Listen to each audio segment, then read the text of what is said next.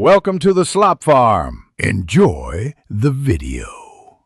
You begin by preparing both devices, charge them, join the same Wi-Fi, and sign into or create an Apple ID. On the Android, install Move to iOS and back up to Google Drive. This keeps a safety copy. Once done, disable VPN and battery saver so the transfer won't pause. On the new iPhone, get through initial setup until you see apps and data.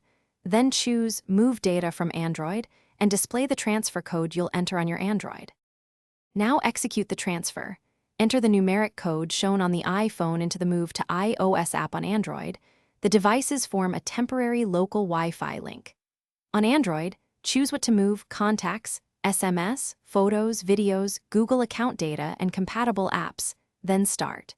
Transfers can take minutes to hours depending on size, so make sure both screens stay on and that you don't interrupt the process. When the progress bar finishes on both devices, continue setup on the iPhone and sign into your Apple ID to sync iCloud.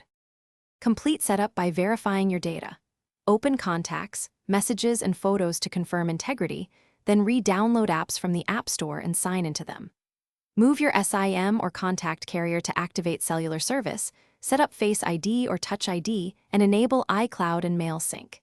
If something goes wrong, transfer stalls, or items are missing, restart both phones, turn off VPN and battery saving, then retry Move to iOS. If that still fails, export key files manually, Google Photos, Contacts export, and import into iCloud.